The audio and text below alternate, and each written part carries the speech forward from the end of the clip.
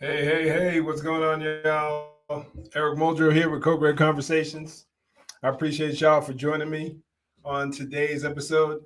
Now, the goal is, and I talk about this often, especially more recently, but the game plan is I want to start going live on a way more consistent basis, at the least 3 times a week. So I'm just doing a couple of test runs this week just to see how things go. Hey, what's up? What's up, brother? Hey, yeah, and yeah, so I'm going live this week, probably today and possibly tomorrow. So stay tuned. We're going to be talking about some of the more pressing issues that are going on in our society, primarily in the area as it relates to law enforcement.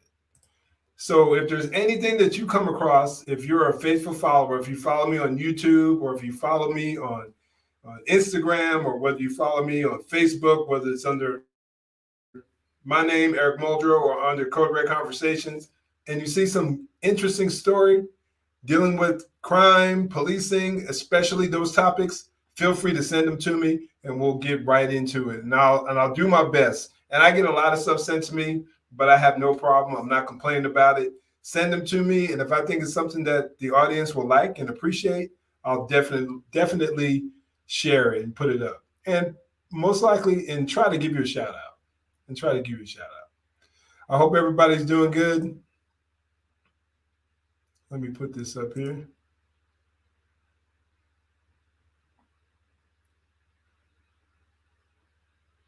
Yeah. Oh, yes. Yeah. But we're talking about the officer in Houston. That's going to be the first video I jump into. That whole situation in Houston. And as I prepped that video, as a matter of fact, so thank you for bringing that up. But as I prepped that video, I want to offer everyone. Hey, Cindy, how you doing? Good to see you. As I prep this video, I want to give everyone a warning because there's actually some body cam footage of the incident, the entire situation where the officers were gunned down. One of them lost his life. So I'm going to show that video here. And as I said, I want to make sure that everybody knows what's going on, and you're given a warning in case you're sensitive to things like that, or if you just don't want, if you have kids around or something along those lines and you don't want them to see it, I don't blame you at all. So drop, if you're dropping in for the first time, throw some comments down below as I fire that video up. I was going to show another video, but I wanted to get to this one first and foremost because it was the one that, yeah, it was pretty depressing, pretty sad. This in the least, it was just pretty tragic. Let's see if I can find it here real quick.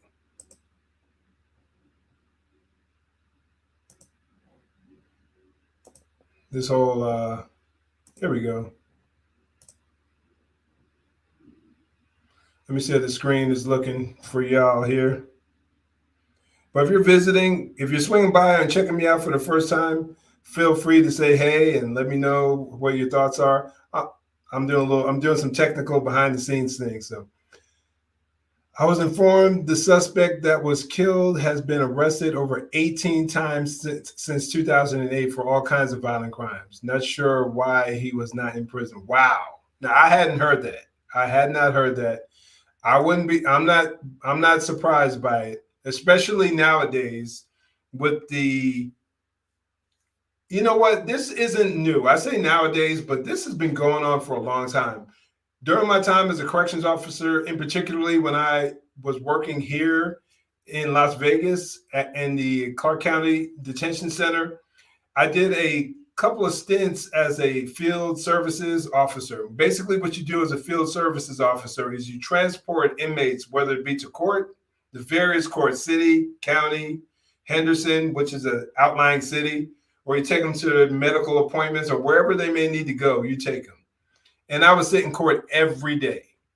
And the idea, and to the uninitiated, to the people that don't know, the idea that someone can be in and out of the system 18, 19, 20, 30, 40 times is not uncommon.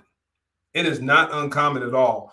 But if you listen to a lot of the talking heads on the mainstream media, they'll come across as if people get arrested and they're always getting the shaft, and then they get sent off to prison for silly stuff. Now, I'm not saying that situations like that don't happen, but my experience on a more consistent basis is you have a lot of multiple time offenders. Even at my time on patrol as a police officer, man, I would run certain people, your vehicle stop, person stop, and you're running them to see if they have any active warrants or anything like that, or maybe their background shows where they might have been prone to commit a certain crime, and you're running them, and every time it beeps, a new page would pop. And there's some people that computer would beep for minutes, and I'm not lying, I'm not exaggerating at all. It would beep for minutes on end, and they would have pages and pages of arrest, pages and pages of contacts with the police. And going back to what I was saying, most of the people, the mainstream media talking heads and the more activist people, they want to frame it as people always getting framed, people always being mistreated, and particularly people of color. But man, I'm telling you, I've seen more times than not people who are in and out of the system. That whole recidivism rate, people who get arrested and get out and then get back in, man, I'm telling you, that is real. And I've always been skeptical of a lot of these claims that people make, even more so when I started working in the field more consistently. All right, so let's fire up this video. I think this is it right here. So I'm gonna click on it and then try to pause it. Hold on, I'm gonna try to pause it. So I wanna make sure y'all can see it. There's some sound here, so you'll hear a little bit. I'll make it big so y'all can, I definitely want y'all to be able to see what's going on.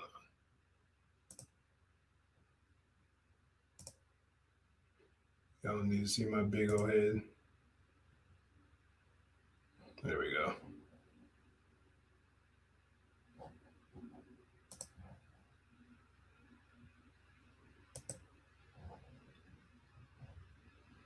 And we are going here. Thanks for being patient with me. Here we go. Let me know if the audio is good. Good morning. Hey, we have a warrant for Dion. Ma'am? Where's Dion? Is he awake? Dion, step out here. No, I do not see him. Dion, need to step out, Houston Police. Hold on.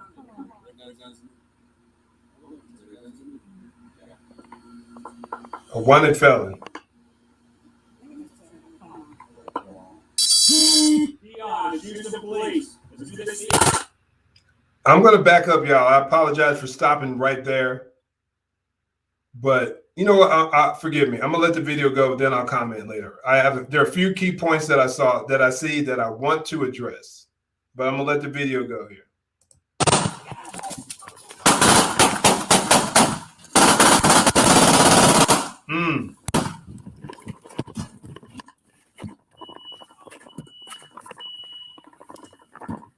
Hold on. Give me cover. Give me cover.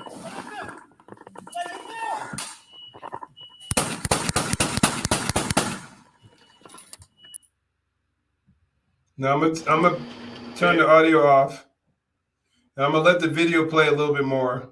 I wish I can forward it, but I can't. But there are a few things I want to bring up here as the video progresses that I want to point out. When it comes to officer safety, right there. Now, I understand the officers trying to communicate with the suspect. I get it. You want to talk to somebody. Now, I don't know how much information that they had on him. If they're typically in a case where you're searching for someone who has a warrant, you have a pretty good knowledge of who they are, their criminal background.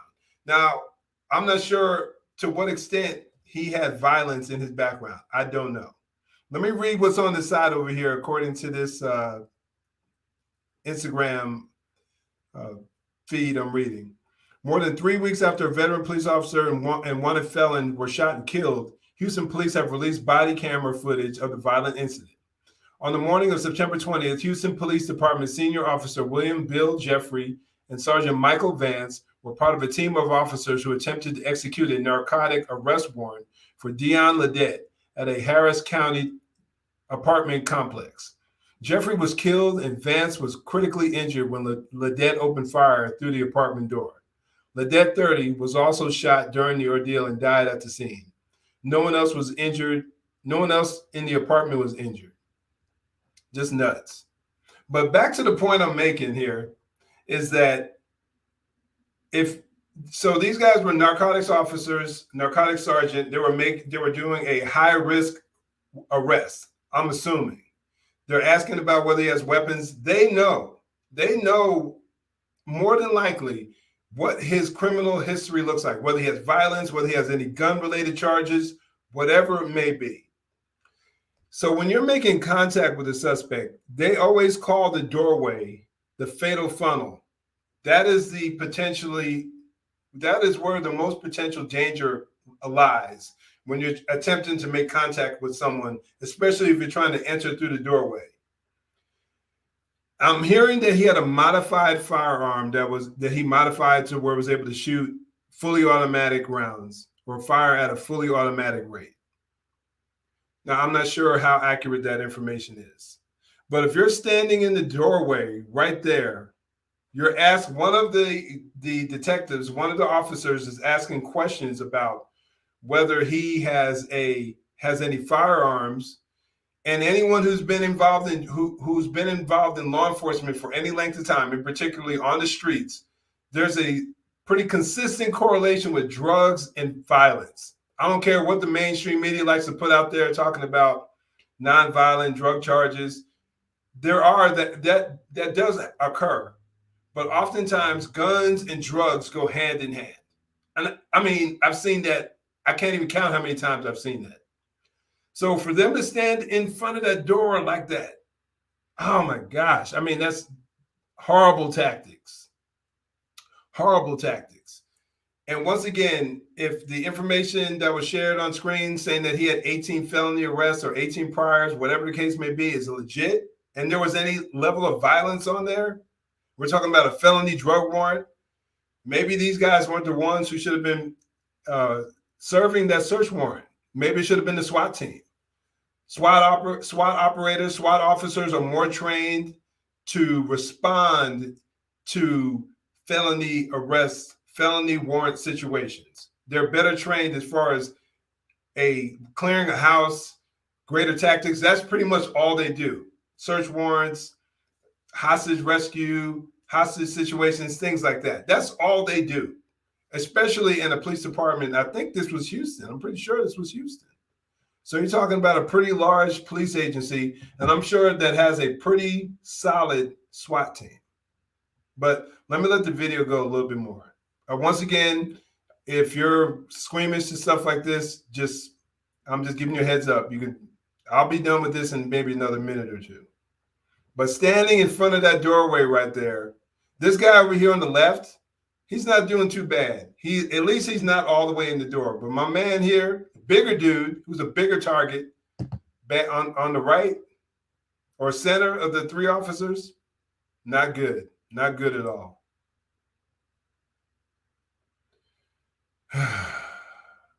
Heartbreaking to see.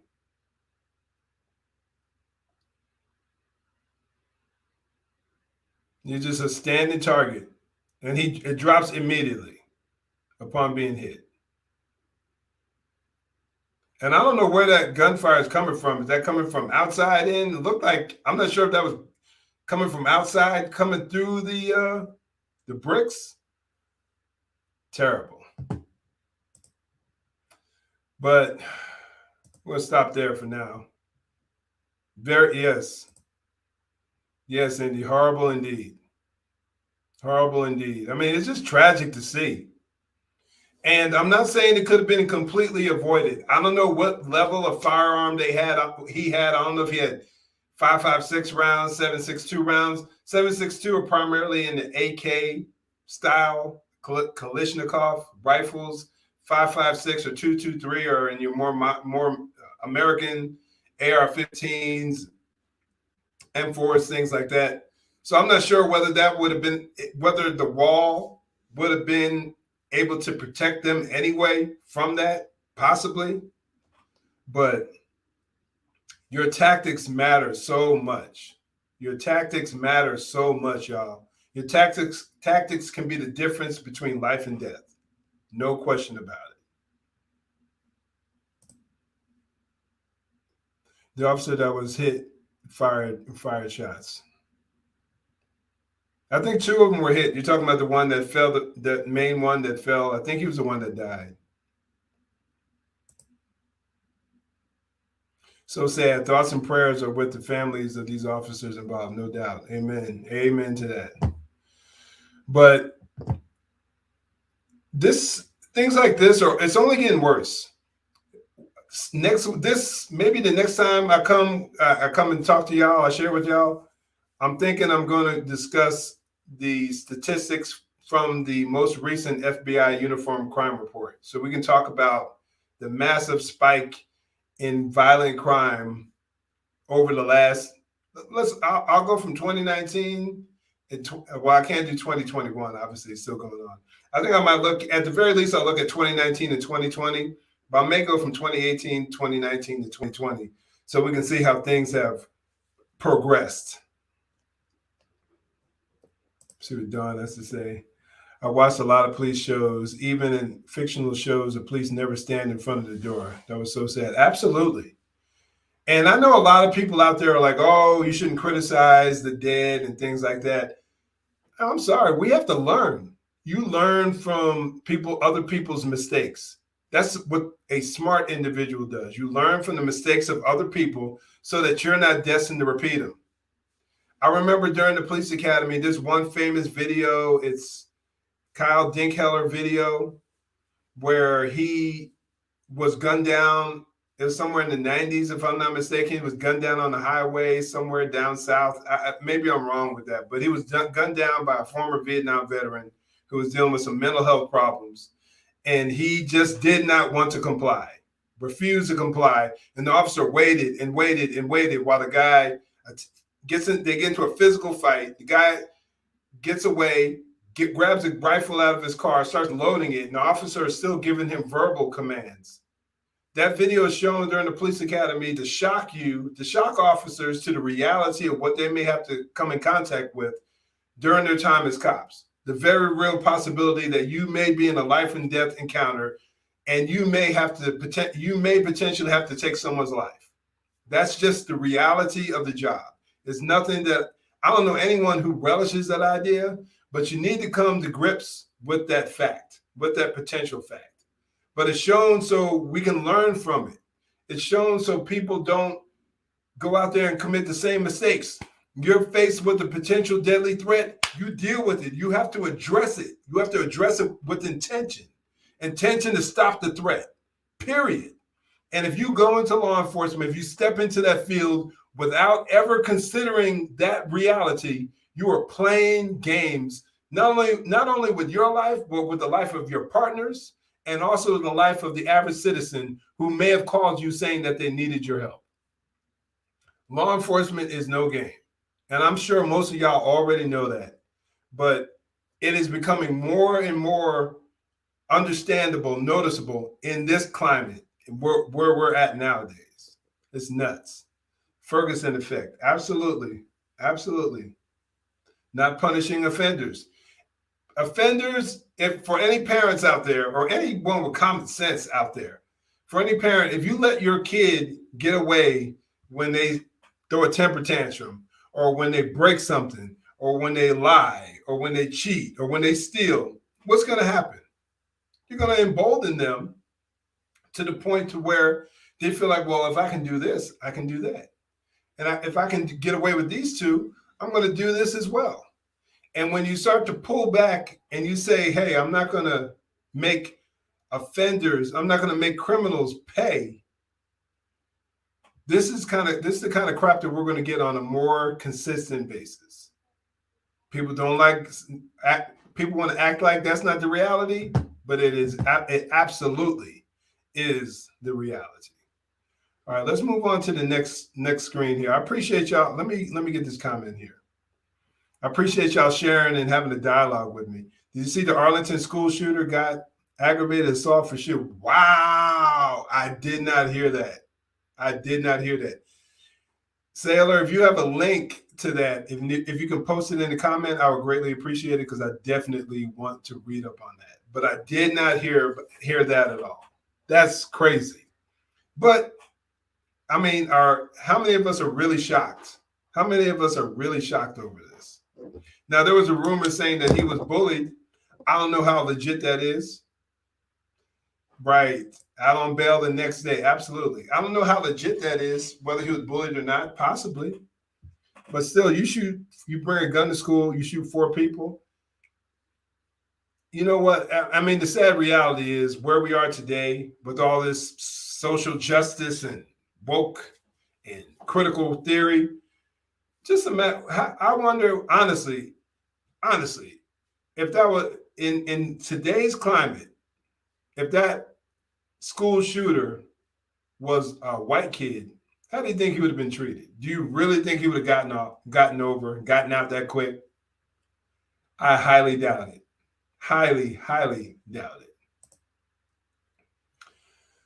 As unfortunate as it is, this video will no doubt be used in the future to better train officers. Absolutely. When I was on patrol, we would, during our morning briefings, if there was a major incident, a major police shooting or incident, we would take time and we would go through our briefing, talking about what's going on in the neighborhood. We'd try to get through that quick, and then we would show a video like that, and then we talk about it. And those moments are some of and that's another thing. When people always talk about cops don't get enough training, trust me, cops train, good cops, good agencies, you train all the time. You find time to train. And we would show videos like that. We would talk about them and we dissect them. And man, we would spend a good amount of time pointing out what the cops did wrong, what they did right. Man, maybe I'll use that. That was a good tactic he used. You know what? I'm not going to use that because that's what put him in that situation in case they got beat up or shot, whatever it may be. Whatever. You got to learn. And sadly, sometimes you learn best from the mistakes of others, better than you making them. Absolutely correct from Don. How's it going? Whatever happened to tough love? I always threaten my children with juvenile hall if they broke the law. I ain't mad at you. I'm not mad at you. Sheesh, I threaten my kids with that whoop, getting that behind whoop. But juvenile hall, I think I've used that. Them getting locked up, I think I used that on more than one occasion. Maybe next time I'll bring my daughter in here and she'll let y'all know how it was. Yeah, Sailor. Back to the point I made previously. Man, that was a young white kid doing something like that, especially in this where being white and male is like the devil in a lot of people's minds these days. That kid would have got no love. And if anybody tried to show him any, they would have been vilified all over the place. Nuts. Yep. You hit right on the head, Jennifer. They'd let him ride. That kid's still being there. And there would be no sympathy. You would have your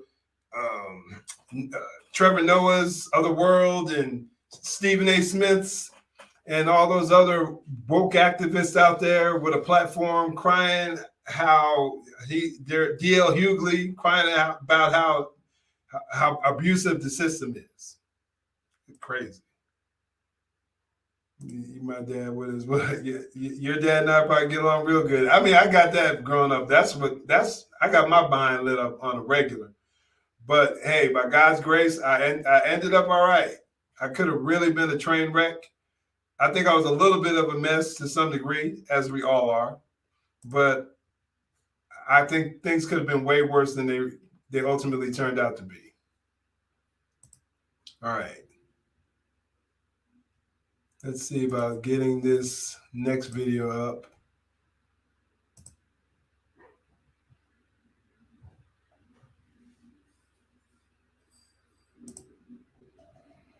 This whole Instagram thing really drives me nuts, let me tell you.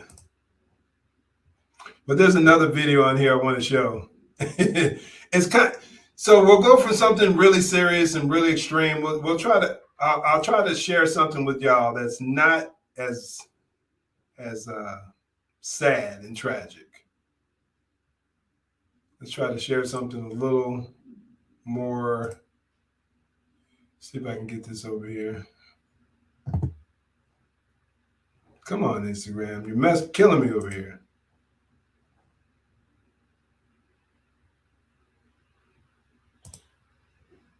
All right, hold on. I'm moving. I'm gonna show something else because I want to be good with y'all's time over here. Okay, I want to share this screen right here. Let me remove this. Share. There we go.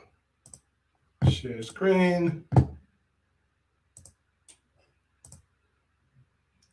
Okay, now Instagram wants to pop up. Let me get on this here. Let me show you this one here because I don't want to say I got kicked because I don't know how I feel about it, honestly, because I don't like seeing anyone mistreated, especially someone who's trying to do their job. Let me know if y'all can see that, if I need to make that a little bit bigger.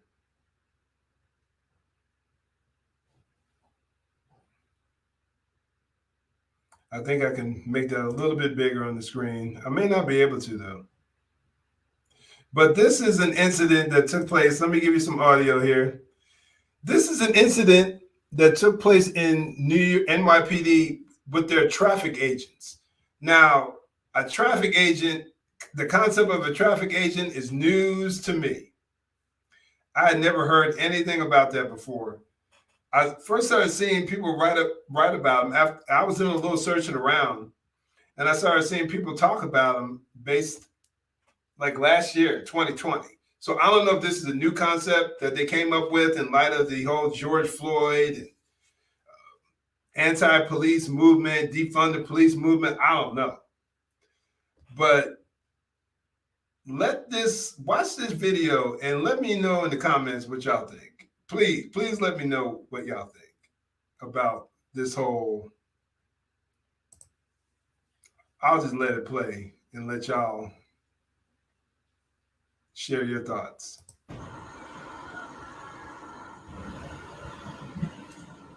Oh, traffic agents, y'all.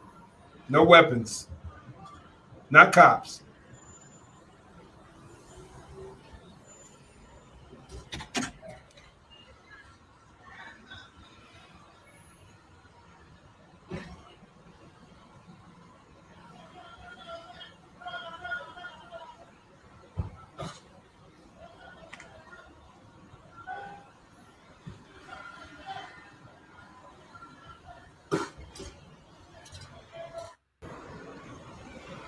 This happened just a few days ago. NYPD. My man, one down. I think that's a lady, tried to do something. Same dude gets served up again. He's just swinging at everybody who's coming at him. Look at him. I'm assuming they would have no weapons, no tasers, none of that. I'm assuming. I don't know. But they're not law enforcement. They are not law enforcement. They're not cops. They're not sheriffs. They're not anything like that. How embarrassing.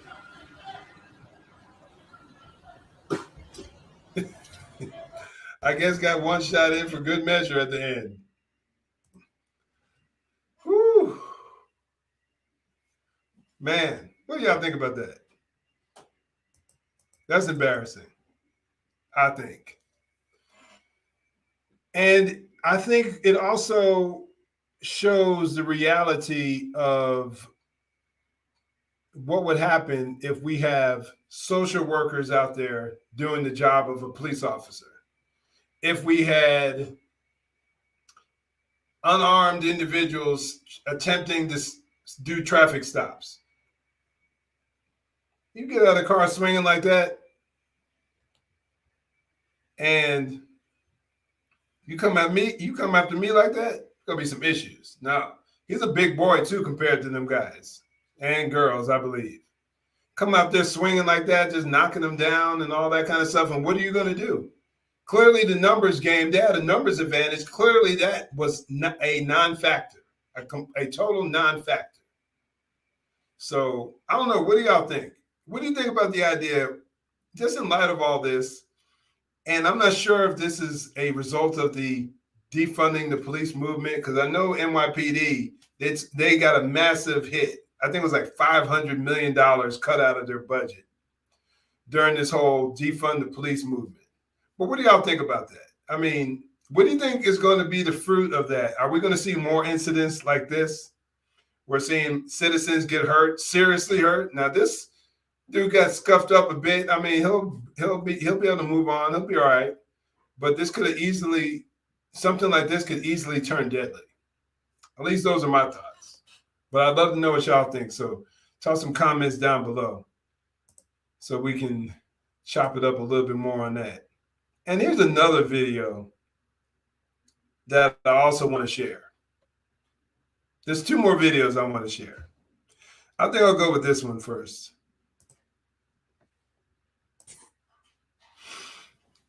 Yeah, this is another mess. Now, this, I can't help but think about. Let me see here what you got there, Cindy. I'm worried for our nation because Leo's hands are tied. We're no longer a nation of law and order. You nailed it. Absolutely right. I don't even know what you want to call what we're doing these days. And, you know, I was sitting there talking to the family and I was saying, I can't help but think that the way our country is spiraling out of control, I can't help but think that this is intentional. I can't help but think that this is intentional. The border being wide open with millions of people coming through illegally through the border, them blaming American citizens who choose not to get the vaccine. And I didn't want to turn this into that, but you can't help but talk about it nowadays.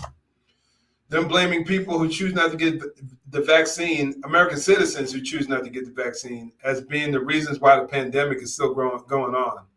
But yet, just recently, I saw Fauci talk about, is it possible that the issues when it comes to the spike that so-called spike we dealt with a few months ago, weeks ago, or during the summer had anything to do with the illegals coming through?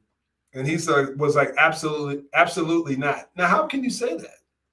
How can you honestly say that if it's all about the science? How could you make a claim like that? You can't, because you don't know who these people are, who they came in contact with prior to coming here. And then you just release them into the country. Many of them with symptoms. I can't help but think of all the stuff going on, the defund the police, the critical race theory being taught in our schools, the issues with the lack of supplies, inflation going up. I can't help but think that this is all, as Cindy said, by design. I can't help but feel like that.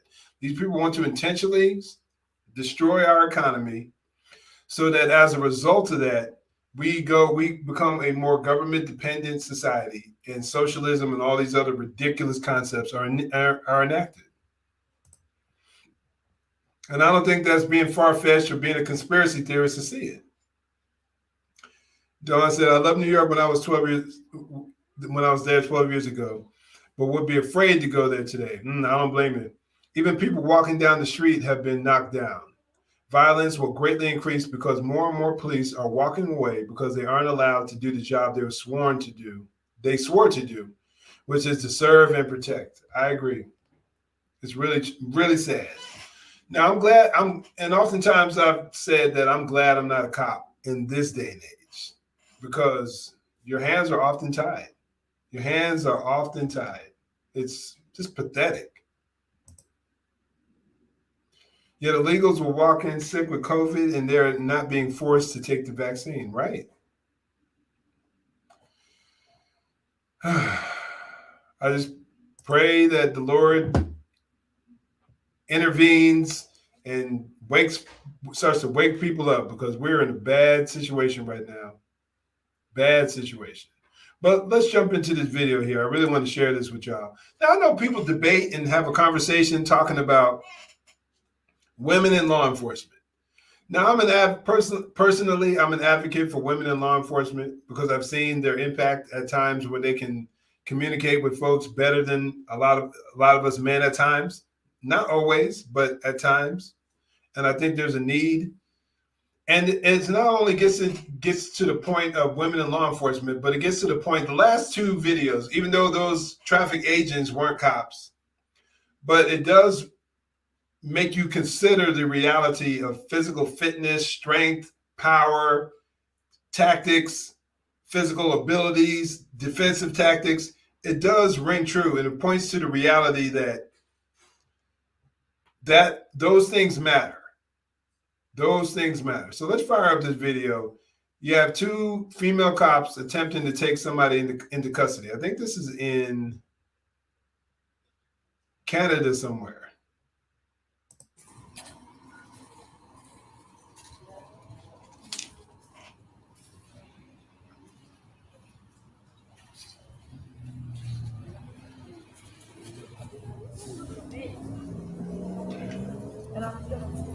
Montreal.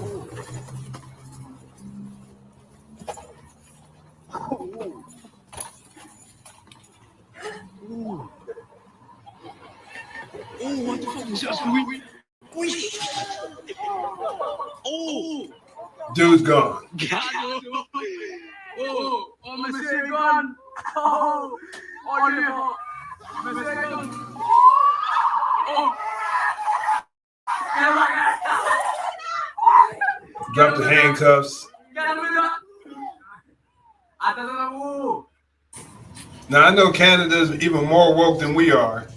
And critical theory and social justice is all over the place. So I don't even know what tools they're allowed to carry on them. Now, they do have guns, but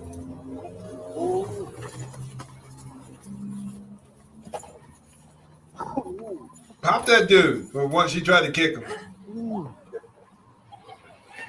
Oh, what the fuck is that? Squeak? Oh! Yeah, that's embarrassing right there. Now they tried. Let's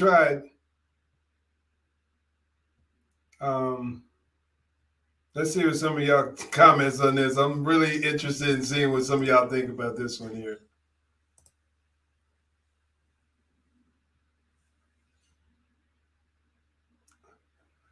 Let me check out your comment here real quick. I'm not vaxxed, and neither are my children and my grandchildren. My two daughters, one son-in-law, my grandson's wife, and her 4-year-old have had COVID. I was with my daughter, self-quarantined, but didn't get it. Guess I'm too mean. Good for you. Good for you. All right, let's see here. Officers need to be able to fight a large male suspect and win. Women just can't do that. Yeah, I mean, I can't debate that. But that's when tools come into play. That's when the taser could possibly be used. Maybe pepper spray. Even though those two tools aren't very reliable. They aren't.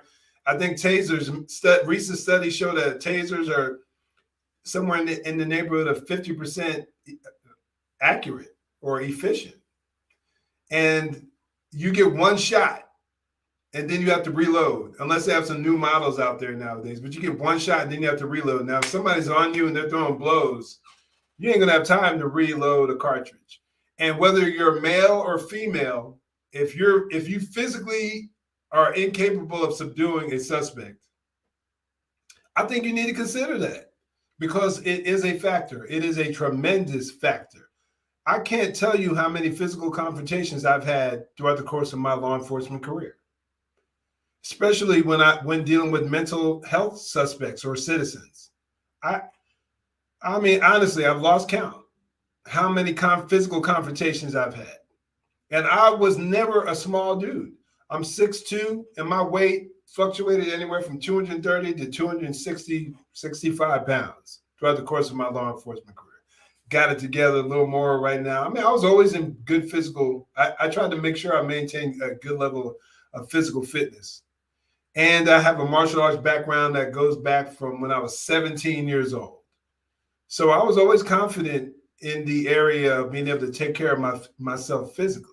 I wasn't a slouch. I wasn't a pushover. I wasn't weak, strong, CrossFit, hit the gym regularly, trained Brazilian Jiu-Jitsu, Judo, Krav Maga, Muay Thai, boxing, karate. I had a pretty extensive background, so I was confident in a confrontation. But I know most cops, most corrections officers don't have that. So it just makes me wonder, how they feel when they're in a physical confrontation, knowing that your tool belt is very lacking. If it's not for what the department teaches when it comes to occasional armbar or wrist lock, what else do you have? And if you're not mindful to take care of yourself physically, hitting the iron, hitting the weights, trying to shore up those gaps, because even me at my best, I knew there were folks out there that were better than me, but I tried to do everything in my power to make sure that that number was as small as possible by maintaining my physical fitness, by maintaining my firearm skills, by maintaining my defensive tactics skills, and even more important, my ability to communicate and the ability to de-escalate.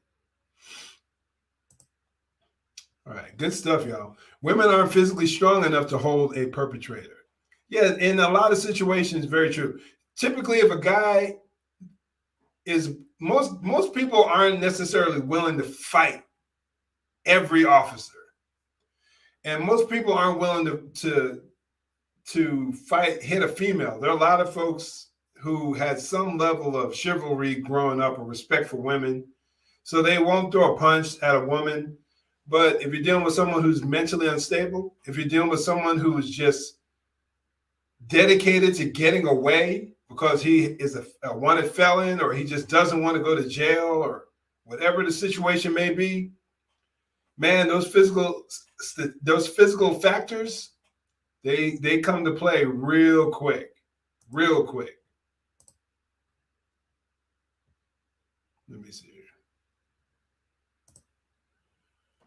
They need a taser like mine. Good on you, Don. Good on you for having that.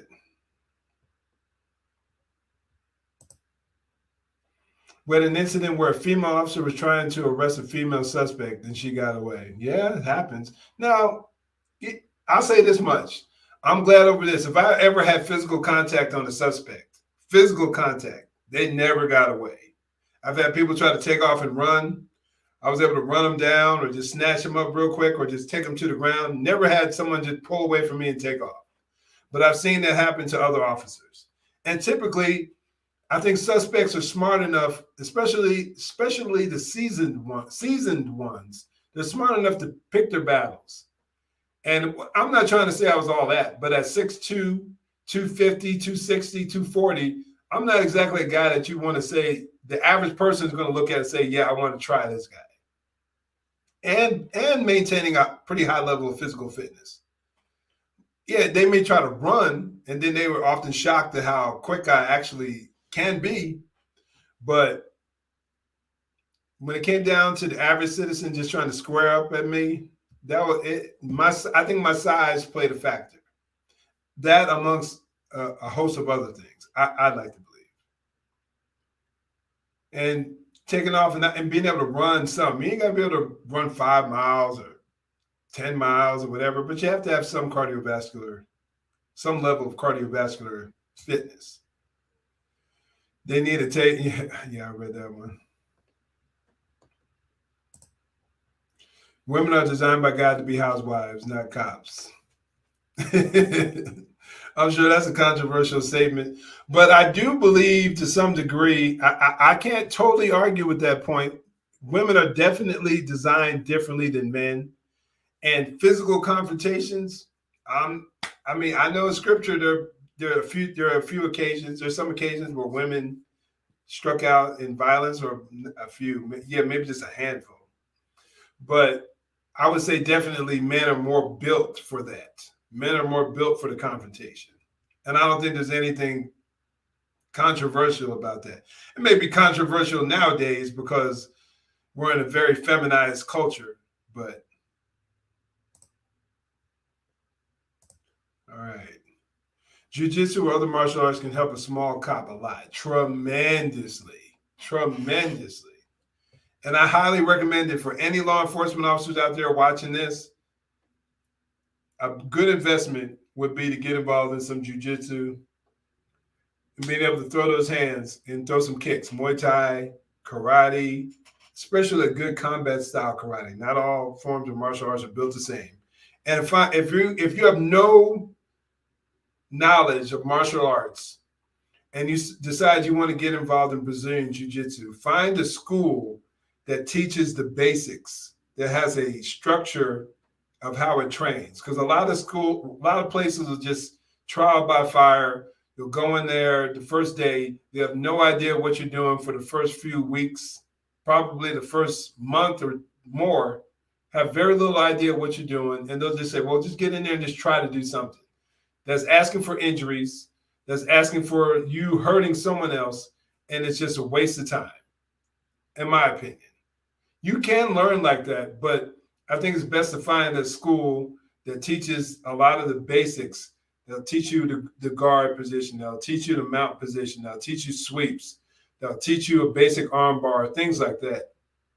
How to maintain top control, side control. Find a school like that, and you'll be better off. Find a school that teaches from the ground up, that builds some foundations so that when you ever get into a confrontation, even if we're at that school just for a few months, you'll be better off because you know how to control someone. You know how to get up off the ground if someone takes you down. But sadly, too many schools out there aren't like that. I've always said not everyone needs to be a teacher. Even some of the best fighters, boxers in the world don't necessarily make the best instructors. Women police need to keep up with self-defense classes. I agree. I know a former police officer who now teaches those classes. That's very good. Very good. Yeah, you got to stay sharp. When there's a wide enough gap between you physically, because a man will always, on average, probably 99% of the time, a man will always be physically stronger than a woman. The vast majority of people, the average officer will have to take into custody is going to be a male. You have to have the physical tools to be able to take care of that, to be able to handle those situations. Also, males in a combat situation will disregard the mission to save a female. It's how we are wired. Yeah, there's some truth to that. But I mean, nowadays we got women in combat arms, which I'm not a fan of. I'll be the first to say. Now, I could be being hypocritical or by saying in law enforcement and not in combat arms. Like, I don't mind women being in law enforcement, but I mind them being in combat arms. It's a different world. Policing, you're going in there and you're not going to war as a cop. You could end up in one, but you're not going to war as a cop. You could end up in a pretty hellacious, pretty bad situation, no question about it. And you do need to be able to take care of yourself. But if you're going to combat, going to war against another nation, you're not going there to be buddies with someone. So I'm not a big fan. And you're more likely to come across violence, I believe, in the combat zone, especially if you're in a combat arms position, infantry, special operations, things like that. Anyway, time's getting away from me, y'all. I only wanted to stay with y'all an hour. So let me get to some of these other videos here before I lose track of where I'm at here. Once again, I appreciate y'all being with me. Let me share you this one video here. Don't be this guy, y'all. Don't be this guy, okay? We'll lighten it up just a little bit on the way out. Carjacking suspect. All right, let me pause and make sure the video is looking good. All right, looking good.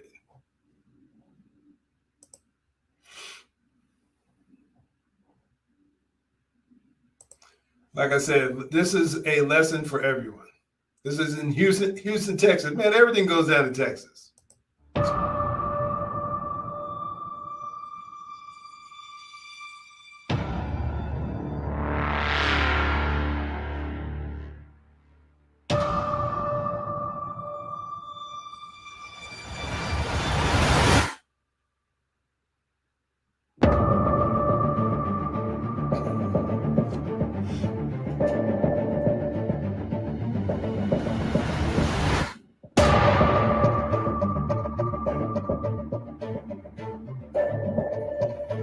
Lord have mercy. So let me pause it right there. Do I really need to point out the mistake he made? You're in Houston, Texas. Maybe this guy is a foreigner from another country or something. He's naive to how bad Houston, Texas is. But I would think that he knew what he was doing. I mean, his car is pretty fancy, so I doubt that foreigner thing would actually go over. That's the case. You get out of your car at a gas station. I don't know what neighborhood he was in. The 3400 block of Chimney Rock. I don't know if that's a good neighborhood or not. I would assume it wasn't, just based on the way how quickly this went down. And you get out of your car while it's still running, bad enough already, and you don't lock the door? My goodness. Idiot. Let's continue on. Different angle. My man saw the whole thing. He peeked through the window and immediately walked over to the car.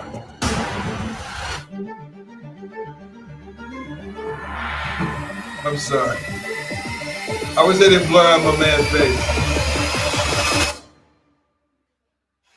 Maybe he got repoed for all I know. Maybe he just didn't take care of the he was late on his payments.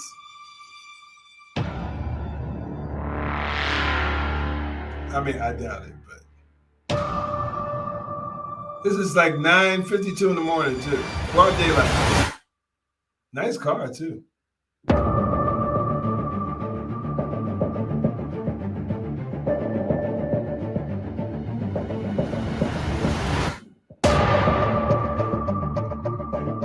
Man, took off.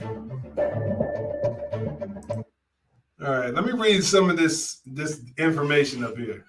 On Thursday, September 23rd at 2021 at 9:50 a.m., the complainant pulled into a convenience store parking lot located at 3400 block of Chimney Rock, as I mentioned. The complainant stated that he walked into the store while his vehicle was still running. Duh. Knucklehead. The complainant stated that he noticed a male getting into his vehicle, at which time he ran outside and tried to stop the suspect from leaving. The suspect then backed the vehicle up with the driver's side door still open, which caused the complainant to fall to the ground while the vehicle was still in motion, which is very dangerous, honestly. Dude could have easily ran him over, ran his foot over, could have killed him. The suspect then placed the vehicle into drive and drove forward, driving over a curb and then fleeing the scene. The complainant suffered scrapes and bruises from the incident.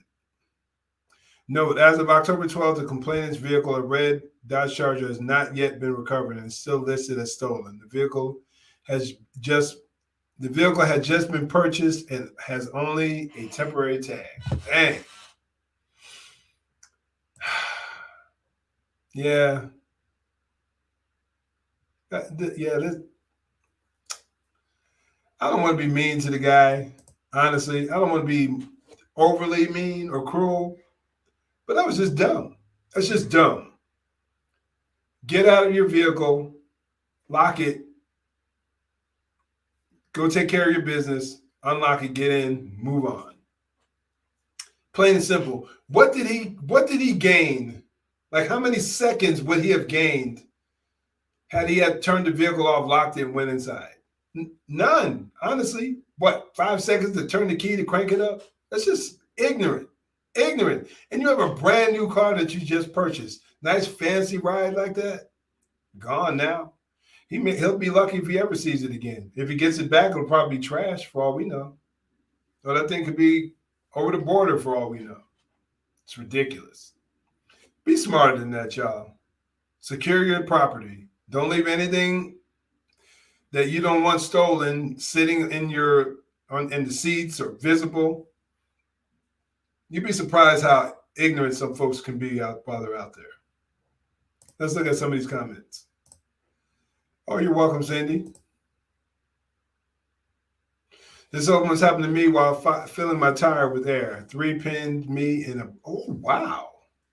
Broad daylight? Wow. Well, I mean, I'm hoping everything ended up okay. Did they steal your vehicle? Was your car running? Like, if you can give me a little more details, you don't have to post them. I won't chew you out too tough if you left the car running. I won't fuss at you too much.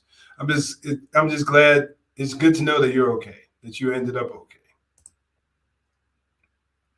My son and his family live on a 16-acre farm in the country. They laugh at me because I lock my car when I'm there. I also lock my car when pumping gas in all parking lots and in my own driveway. I'm not paranoid, just safety. Exactly. I'll laugh at them for being that naive with the world that we're living in.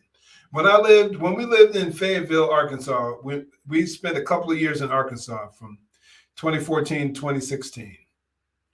And man, the level of complacency that was out there, people sitting in their cars, people leaving laptops in their cars while they're going to the gym, people leaving their car doors unlocked all the time. I'm like, it just blew my mind of how unsafe these people were. Good friends of mine, love them to death, but they have no idea of the evil heart of man.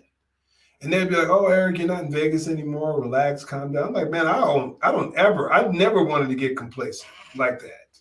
Never wanted to get complacent like that. I always wanted to maintain a certain level of sharpness, because the moment you let your guard down is when some things are more likely to happen. Crazy. Never leave your car on and unlocked when going anywhere. Thank you very much. I totally agree. This is the smart thing to do. I don't care if you live in small town USA or Chicago. That's another thing. Hopefully tomorrow I'll talk about the whole situation going on in Chicago. I do plan on going live, y'all. So I appreciate y'all joining me today. Hopefully y'all be seeing me tomorrow. Not sure what time. Got somewhere I have to be at 1:00. So we'll see. We'll shoot for 3:00, but it might end up being a little bit, might be earlier or later. I'll post something. Whoops. I was aware of my surroundings and stared them down with my arms crossed. They took off one by one. But I'm just glad everything went all right, that you didn't end up really getting hurt. You were blessed there. Maybe 40 to 80 years ago, leaving my car and my house door unlocked would be okay. Not in 2021. I agree. Yeah, 40 years ago, you're talking about the 80s. Maybe not even then, honestly. Hey, you too. But hey, y'all, I don't want to hold you much longer here. I appreciate y'all joining me today for the discussion. There's so much going on in the land, in the country, in the area of crime and law enforcement. So much going on. And as I mentioned earlier, if you see some content and you want to send it my way, send me the link. I will greatly appreciate it. I'll check it out and hopefully I'll share it and give you a shout out. So make sure you hit up coderedconversations.com. If you are at a member of a local church and you have any say so, I just want to remind y'all that I do speak, and I do speak on the issues regarding law enforcement, safety, talking to young people about how to have, young and old people, how to have safe police interactions. If you would love to have me come out and speak, make sure you go to coderedconversations.com, coderedconversations.com, scroll to the bottom, and then you'll be able to send me a message if you want to inquire about my availability and things like that. I would love the opportunity to be able to share this message of helping people have a better understanding of law enforcement, why cops do the things that they do, and helping people be safe. So thanks again for joining me. And once again, send me any good content that you come across. And in the meantime, as always, stay safe, God bless, and make sure you join the conversation.